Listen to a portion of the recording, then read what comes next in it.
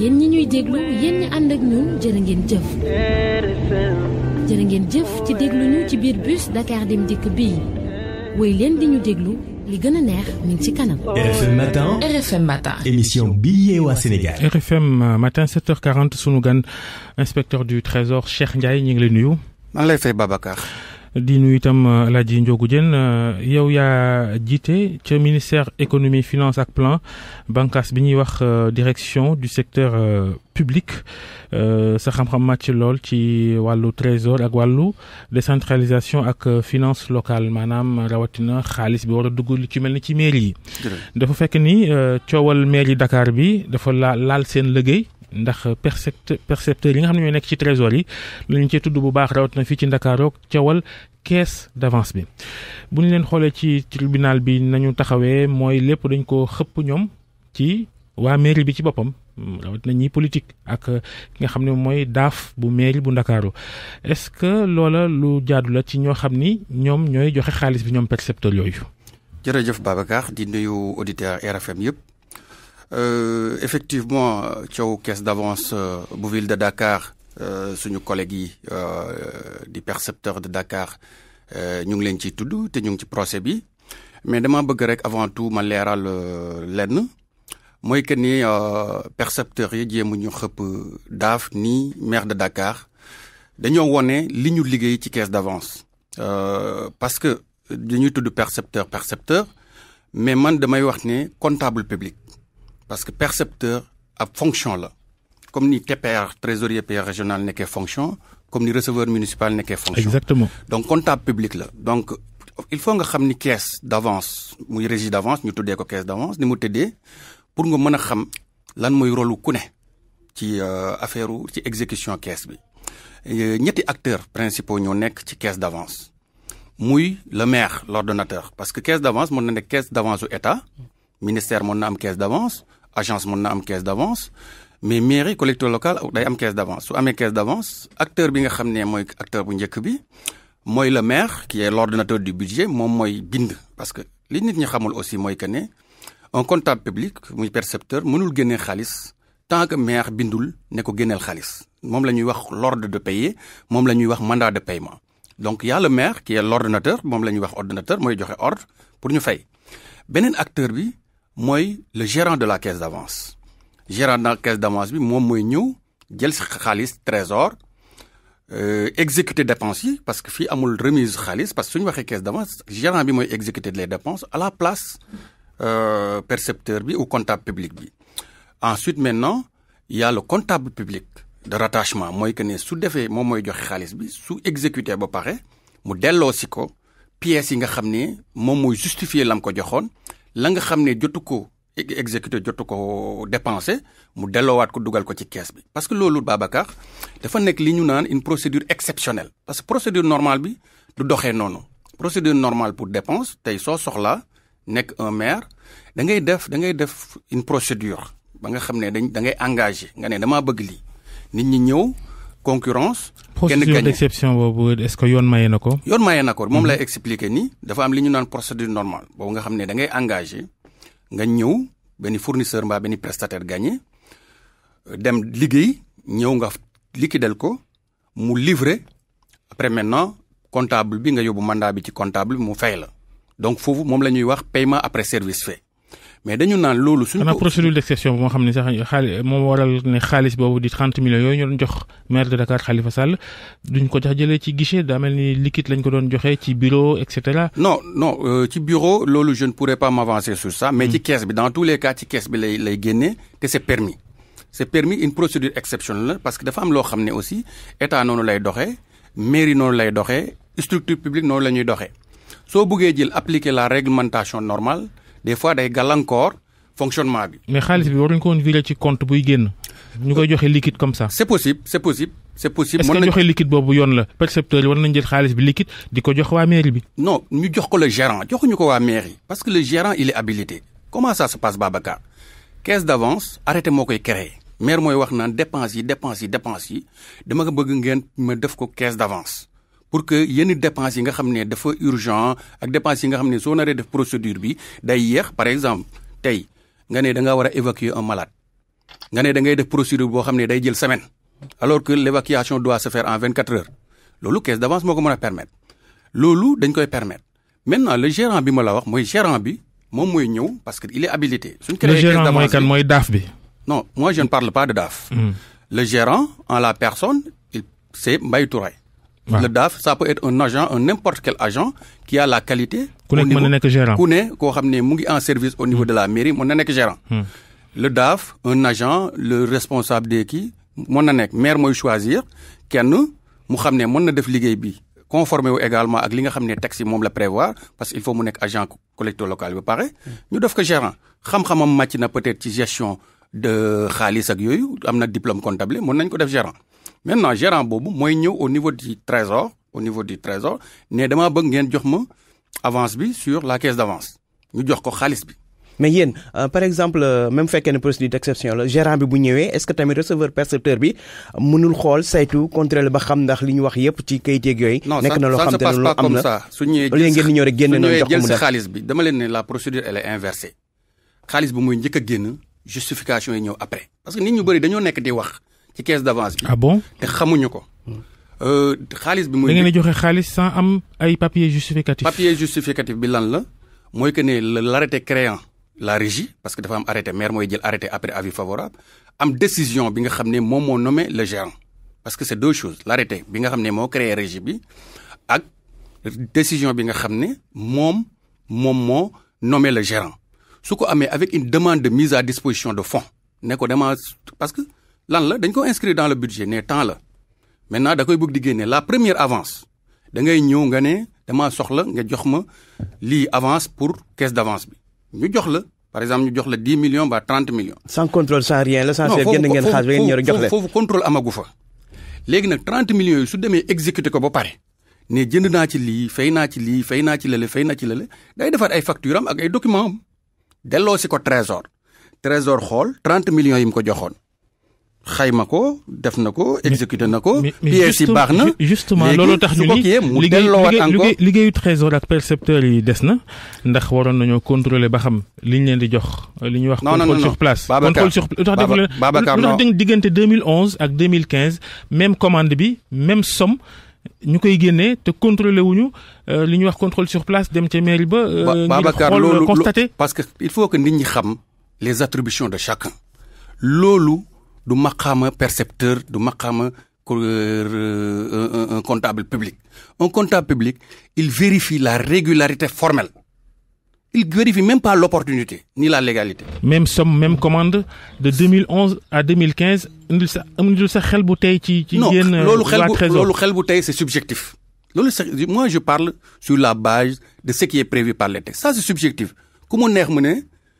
commandé waat loolu mën na tey xel ku mu neex nga wax ko. Mais je parle sur la base de principe et sur la base de ce qui est prévu par les textes li ma la wax mooy que ne le comptable public amul droit dem fa ñuy réceptionner sax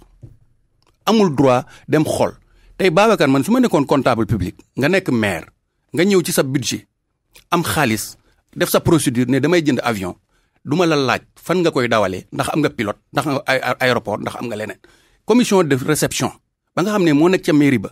moom mooy réceptionner. suñu exécuté ba mooy réceptionné def un PV de réception bu ànd ak mandat bi ànd ak facture yi ñu liquider ko moom la ñu indil le comptable public ci foofu lay basé wu la régularité formelle. mais bu fekkee ne comptable ku ñëw rek mu jox la du xool opportunité beeg yooyu noonu l'essentiel na xool kayit yi rek est-ce que tamit après mënul nekk genre complicité comme par exemple yu mel nii benn complicité gars yi mën nañ ko àndandoo complot ko def seen ñaawte il faut ngeen xam ni mairie organisé woo collectivité locale dafa am autonomie de gestion autonomie financière ñu wax ne léegi le contrôle de légalité xam nga y avait un contrôle de tutelle il faut nit ñi xam loolu parce que des fois ñu naan caisse d'avance du fonds politique la woon dañ ko doon justifier auprès du ministre de la décentralisation c'était la tutelle à partir de 1996 état xool ne collectivités locales yi war nañ leen jox encore ay cër ñu def la grande réforme de la régionalisation en 96 avant loolu en 90 la ñu jox mairie yi ak communes rurales yi seen cër parce que autant sous-préfet yi ñoo doon gérer budget yi ak les agents municipaux agents spéciaux administrateurs spéciaux des communes mais à partir de 96 ñu def un contrôle de légalité ce contrôle de légalité là représentant de l'État muy préfet muy sous-préfet ñoom ñoo koy gérer man awma droit ne par exemple délibération bi ñu ma jox délibération bi légalul non suñ délibération bi suñ ko defaree mu jaar yoon préfet approuvé ko man su ñëwee dama koy exécuter. mais est-ce que caisse bi war nañ ko renouveler joxewaat yeneen 30 millions te 30 millions yi ñu mujjee joxe indeesul la nga xam ne mooy këyit ya koy justifier. mais indi nañ ko parce que indi nañ facture lu tax ñuy wax ay facture ceeb ak facture dugub suñ la joxee xaalis da ngay indi justifier soo justifier ba pare ñu joxaat la non c'est comme ça que ça se passe première avance bi da ngay ñëw nga def demande de mise à disposition ñu jox la mais pour nga amaat renouvellement de la caisse loolu la ñuy wax renouvellement de la caisse pour nga renouveler caisse bi il faut nga dellu si waat indi justificatif de 30 millions mbaa du wax ma montant bi ñu la avancé nga justifier ko mbaa nga justifier une partie reverser su dee am na reliquat léegi nag demandé waat approvisionnement de la caisse. C'est comme ça que ça se passe. mais génne xaalisu réew mi nii gëmm seen i bët ne këyit gi du ngeen xam ba xam baax na baaxul problème la ndax am nañu jàpp ni le comptable public c'est le juge de la légalité de la dépense. ku ko wax da ngaa xamul da nga juum nga. C'est pas le contrôleur de la légalité c'est le contrôleur de la régularité légalité et régularité c'est pas la même chose moo tax ma ne la Babacar daa am ñu ciy wax. kon ci ban niveau trésor la ñu war a vérifier xaalis bi ni muy génneeg ni muy. non xaalis bi dañ koy contrôler dañuy contrôler na muy génnee la koy génnee mooy facture. exécution dépense yi ak ndax li ñu wax loolu am na loolu kan moo koy xool. mais ñun ñoo koy xool mais ay texte la ay texte ñoo ñëw nii ne comptable bi lii ak lii ak lii ngay xool c'est la régularité Babacar comme RFM la rek tey suñ ne sa directeur su signé yow ki yore caisse bi caissier bi seen comptable caissier bi directeur su signé. su ñëwee nga jox ko xaalis soo amee kayitu directeur doo naan directeur signé wul signature am bi nii ak nii da nga koy jox parce que directeur moo ko signé loolu la texte yi prévoir texte yi suñu prévoir ne ku ñëw indi document bi indi justificatif bi nga xam ne validé nañ ko maire signé na ko mbaa préfet approuvé na ko su yegsee dañ koy jox parce que loolu mooy suñu pièce justificative donc loolu mooy wax ji fi mu nekk nii il faut nit ñi xam. ñoom itam ci wàllu fonds politique yi ndax ñoom caisse d'avance la waaye neen fonds politique la ni ngeen di génnee xaalis di ko yóbbu palais présidentiel ne keesu président la ñoom nee ñu sañ-sañ boobu tam la maire bi am ci ni yëf yi tëddoo boobaak léegi ne mbirum fonds politique la. nañ ma jox texte bi ko wax président de la république fonds politique am c'est dans le budget et c'est clairement indiqué que président de la république dafa war a am ay fonds politique. dans les textes qui organisent les collectivités locales na fi nit génnee texte bu wone ne. mais li xaw mairie Dakar 1920 ba léegi nag. 1920 ba 2017 beaucoup de choses a changé wax naa la ko décentralisation dafa dynamique am nañ code de l'administration communale am nañ loi 72 sur les communes rurales am nañ loi 90-35 qui rétablit les fonctions d'ordonnateur aux collectivités locales. am nañ la loi 96 période 2011-2015 bi ñuy toppee Khalifa Sall. léegi fi mu nekk nii yow lu tax. Les gens doivent s'interroger tey lu tax à partir de 2003 la ñu créé caisse d'avance lu tax avant amuloon caisse d'avance c'est parce que à partir de 96 beaucoup de choses a changé à partir de 2003 il y a eu un texte sur les régies d'avance. ñu leeral ni inspecteur du trésor nga yow yaay directeur secteur public local ca ministère économie finance et du plan waaye itam da ngay politique APR nga bokk kon ku am na ñu lay dégg itam ne lii yëpp ngay wax itam ak sotoo la rek jëmale ci Khalifa Sall. Babacar su leen neexee ñu wax ko mais yow ci sa bopp xam nga ne ba mu fi toogee ba léegi amul lenn loo xam ne wax naa ko ci politique damaa bëgg ñu ne ma texte bi moo wax lii mbaa li nga wax ci texte bi waxu ko. dama la ne fonds politique tey man de texte collectivité locale boo ci génnee mën naa la wax la ca nekk muy code des collectivités locales muy décret 2003-657 du 14 août 2003 muy l'instruction numéro 4 de 76 muy beneen texte tey damaa bëgg ñu woon ma ne texte bii moo ne lii fonds politique la parce que Babacar fonds politique lii caractéristique principale bi mooy que ne kenn du ko justifier c'est un pouvoir discrétionnaire d'exécution kenn du ko justifier mais ku dem tey boo nee léegi man damay justifier par des factures naka nga mën a dellu see tey ne tey ay fonds politique lay gérer fonds politique kenn du ko justifier mais parce que yaa ngi doon justifier moo tax nga xam ne du fonds politique lenn dafa am une caisse d'avance dafa nekk moyen boo xam ne da nga koy exécuter man suñu waxee nee naa leen la caisse d'avance peut être un moyen d'intervention politique c'est des fonds d'intervention politique mais du fonds politique fonds d'intervention politique mooy lan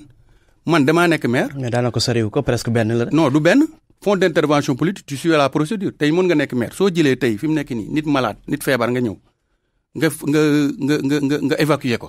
mais c'est un acte social boo xam ne am na des retombées politiques. mais moo tax yéen inspecteur du trésor par exemple nit ko évacuer ni jàmp ni nga war ko évacuer wala nit ñëw jaxal ak yooyu ñoom loolu noo ko mën a justifier ci wàllu kayit mais loolu mën na nekk am na li ñu naan ay décision de secours médical am na secours aux indigents. mais loolu du am kayit du am dara du am facture da ngay jox day am kayit déedéet day am kayit day am kayit da ngay ñëw jaxal boo dem joxe wala ko xam jaxal loolu jaxal du affaire ville jaxal affaire maire la loolu moom moo koy gérer tey su amee loo xam ne dañ def yow soo waree tey évacuer quelqu'un mën nga def décision de secours médical nga jël une décision de secours médical attribuer ko une aide médicale c'est prévu par les textes nga defal ko aide médicale mu am décision soo ko justifier au trésor ça passe. mais li jaaxal ñëpp daal yéen mënu leen ni këyit leen di jox pour justifier 30 millions yi baax na ba noppi ñu wëlbati di topp gars yi mairie bi ñoom Khalifa Sall ak ñoom seen. parce que Babacar tey am na safaan gu am ci doxalin wi. déedéet Babacar du loolu safaan amul dafa am loo xam ne dañ ne Babacar tey suñ la yónni woon